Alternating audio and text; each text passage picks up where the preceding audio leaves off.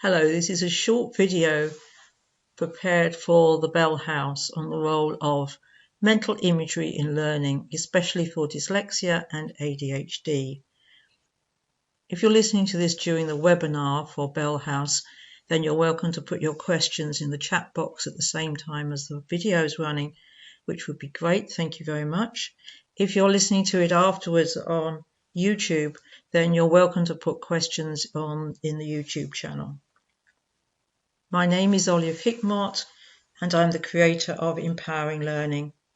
I'm a forensic learning coach, exploring why some people find learning so challenging.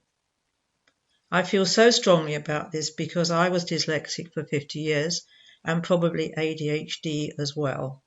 And nobody told me about the advantages of learning through mental imagery and how to calm my very busy brain. I've been working for 18 years with hundreds and thousands of exceptional children and adults and seen remarkable changes when using mental imagery, simply by helping them to learn in a way that isn't really mentioned in school. That's visually. And please note, that's not visual teaching. When you say visual learning to school teachers, they think visual teaching because that's what they've been trained to do. Teach visually. However, multisensory teaching and learning is a given in school, but visual learning is not in teacher training, so schools focus very little on visual learners and how to get the best out of these exceptional strengths. Just a reminder, please put your questions in the box below or in the chat box on the Zoom call. So we'll be covering how and why you use mental imagery. This is a brief introduction to using mental imagery for literacy, and you can go on to use them for maths and foreign languages and so much more as part of one of our trainings. I'm a highly visual thinker and learner. I was dyslexic for 50 years and now enjoy the positives of my dyslexia and ADHD. The first thing you want to be able to do is remember stuff. If you think back to when you were really a small child, you want to be able to recognize your parents, your favorite toys. How did you learn to walk? You were looking at other people and how they did it, and then you thought, well, have a go at that. So do you recognize your house? Do you recognize past memories of holidays, of Christmas, of friends and family? There's lots of pictures when you are young, and sometimes there's too many. Can you find your way home? Now when you enter primary school, and probably under the age of about 7, there's lots of stuff to remember in school. There's literacy, the letters, the words, the reading, the spelling. There's numeracy, there's numbers and times tables and equations and mental arithmetic. And in school you need to find your way around. How do you remember what you read?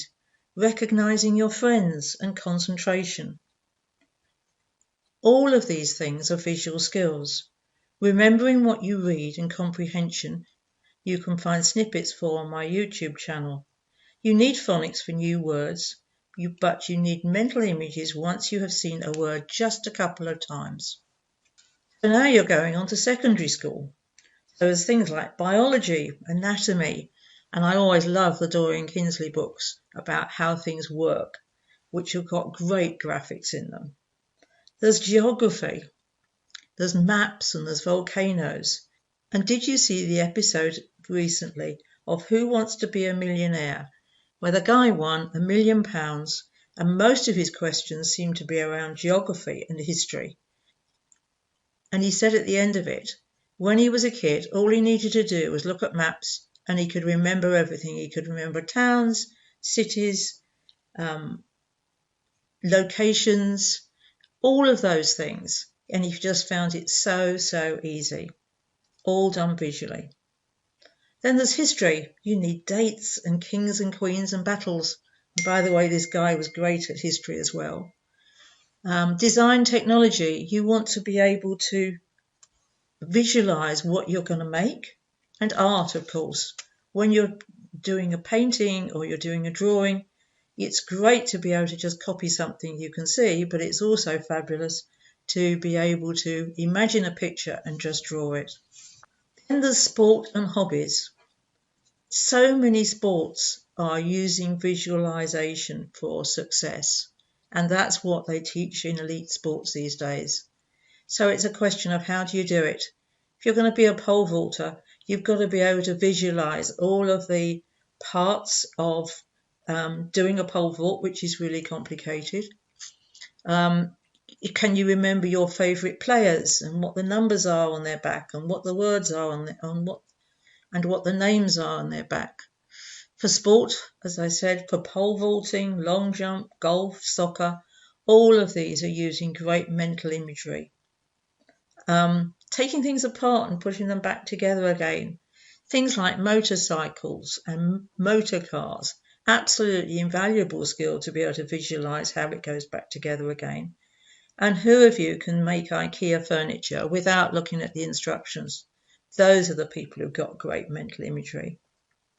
Art again, painting from memory, dressmaking and sewing, gardening. Now there's a great skill for visualizing. So if you visualize what your garden's going to look like, and you can visualize what it's going to look like in 3 months when the plants have grown, and next year, absolute fantastic skill all garden designers have got. You can copy from an expert. So if you can remember how somebody does something, you can just copy it. And of course, the memory experts, they are all using visual skills.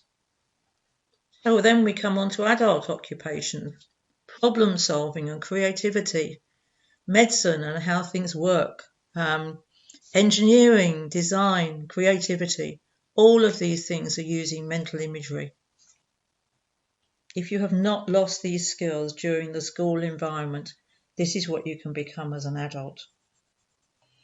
As you become an adult, dyslexics and ADHD people can typically develop high creativity, great problem solving, seeing different perspectives, so they can see in 2D or they can see in 3D, can step back and see the bigger picture.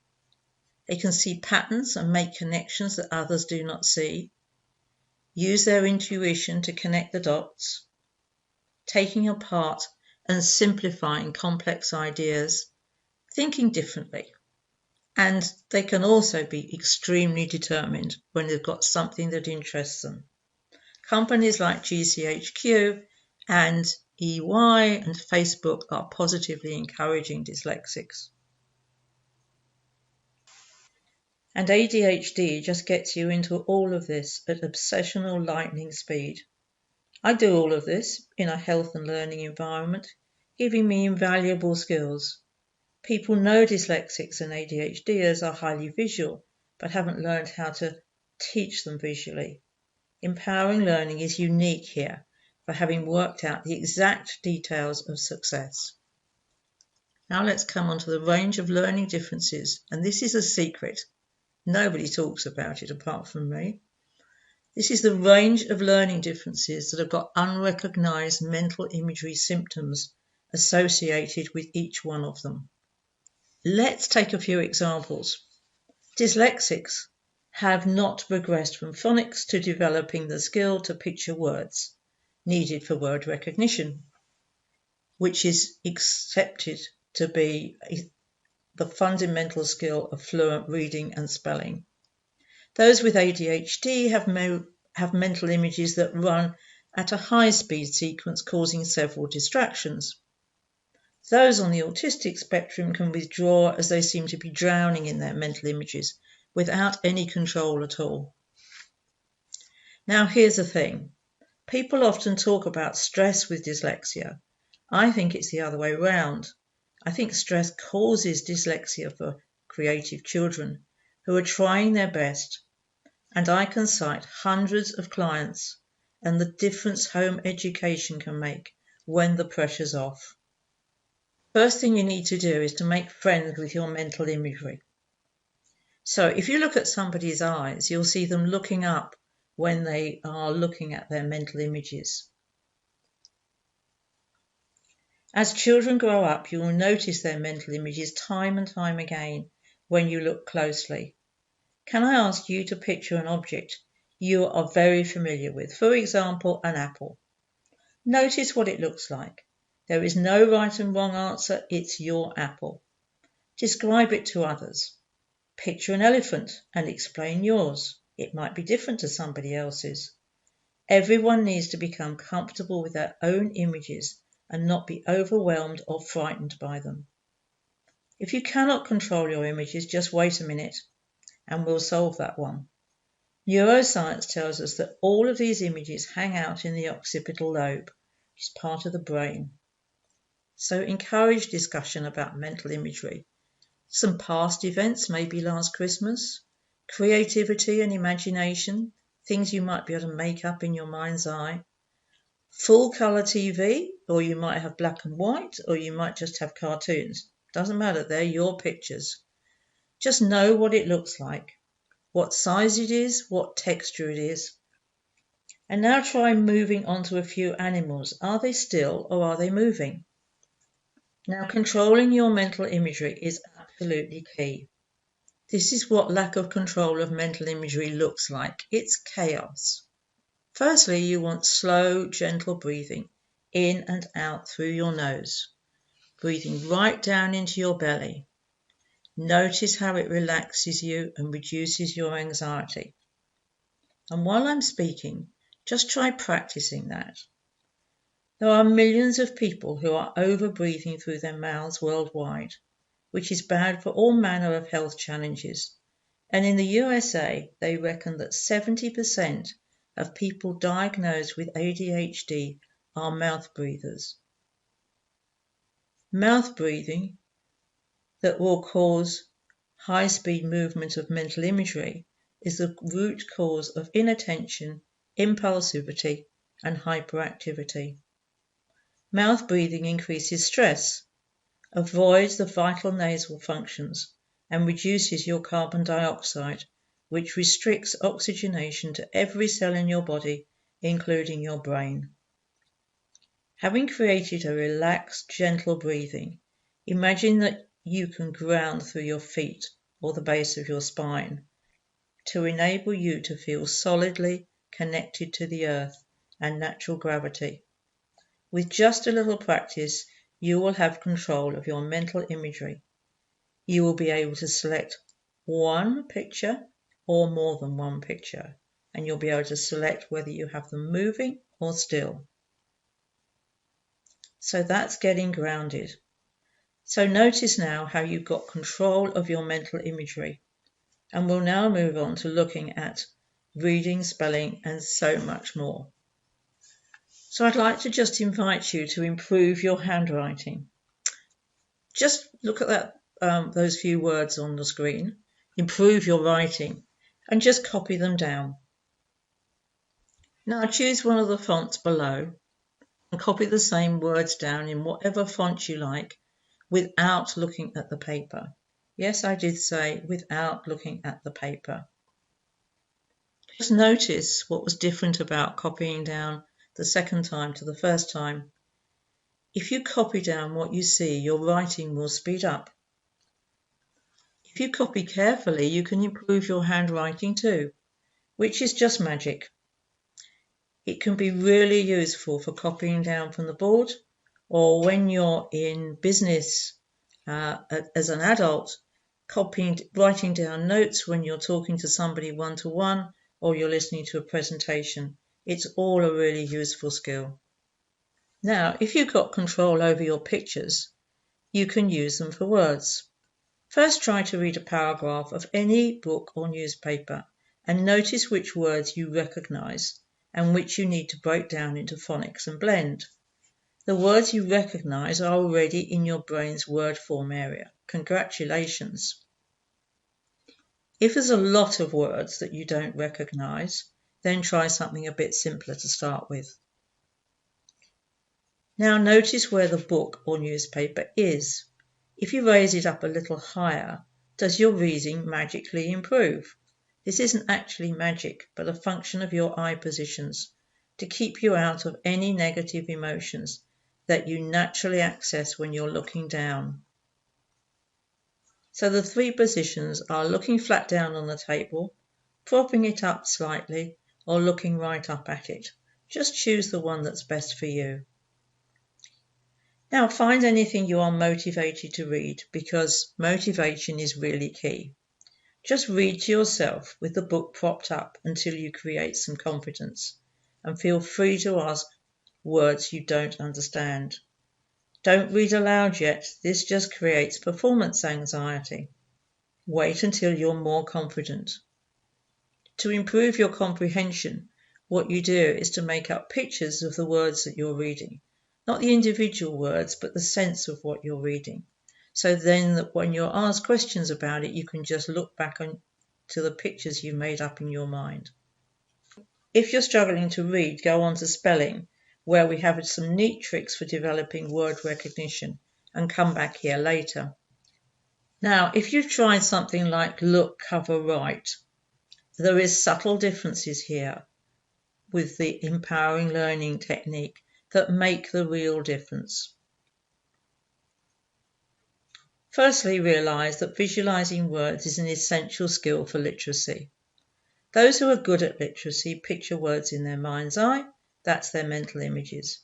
English has something called a deep orthographic depth, which means there is a big gap between what it sounds like and how you write it.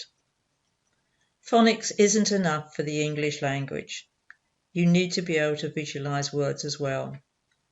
Relax again. Picture a dog, say, or a cat if you prefer. Tell your image to keep still, no tail wagging. Write the word dog on a post-it, hold it in front of the person, and transfer the word onto the dog, as in the picture. Spell it forwards and in reverse order. Now let's do a bit of practice with Teddy. You will notice that these are all noun words. This is the place to start. You can use capitals, whatever the student prefers. It's really useful that most of the words you might want to learn about Teddy are really short and one syllable. So, for example, we've got ear, we've got nose, we've got foot. We could also have leg, arm, head, eyes, all of those words. So it's a fun way to get really started. So you need to use picture words to start with this really simple step-by-step process as you put the words in the pictures. You can practice with longer and longer words, always going from building on success, and hence confidence grows. Everyone can do it. Then copy down the word from your mental image to paper without looking at the paper. Picturing words creates word recognition and fluent reading. You only need phonics for new words.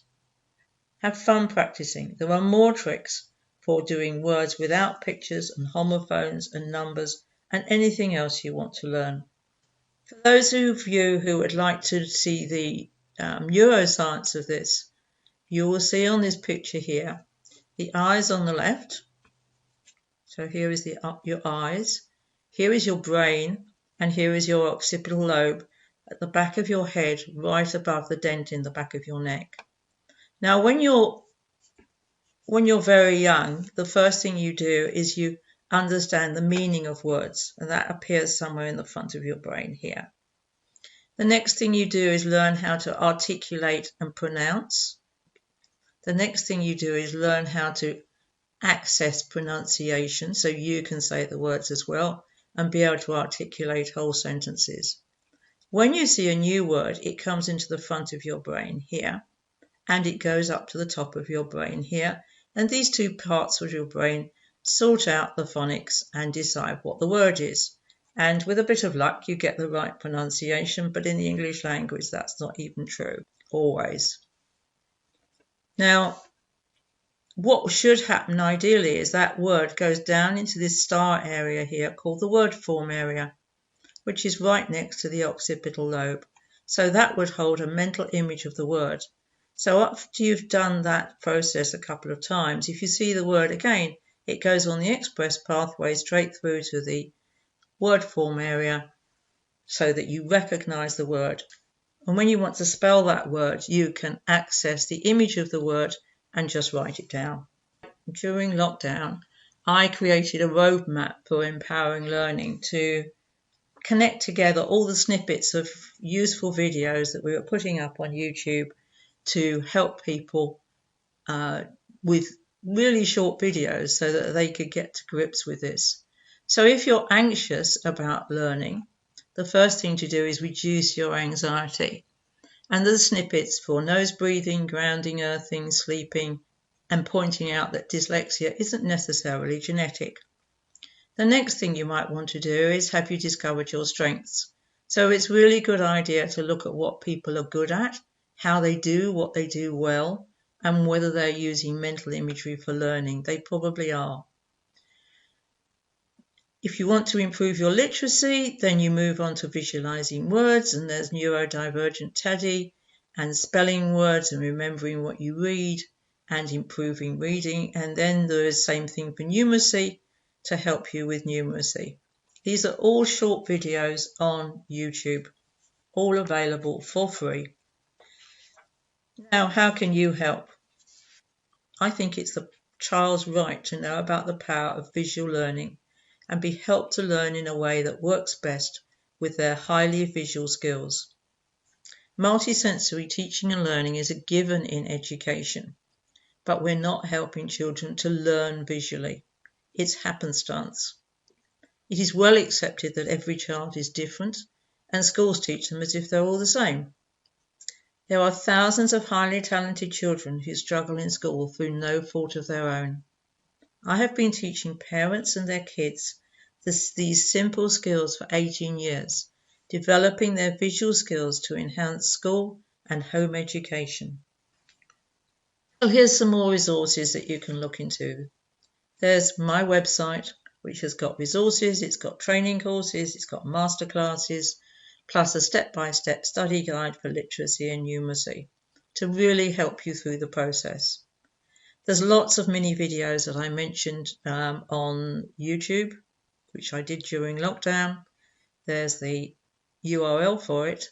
There's my blog, which has got lots of useful stuff on it, which is olivehickmott.co.uk, and you can follow me on Facebook, LinkedIn, Twitter, and sometimes Instagram. So thank you all for listening. Thank you for joining me today. My latest book, those are my 3 books on learning, and my latest book is The Elephants in the Classroom. You can learn the skills for yourself through coaching, or you can learn to teach others. It's a really simple, and it's much simpler than you think. So thank you for joining me. Do get in touch if you'd like to know more, and do drop your questions or comments or likes, anything like that, on the below on the YouTube channel. Thank you.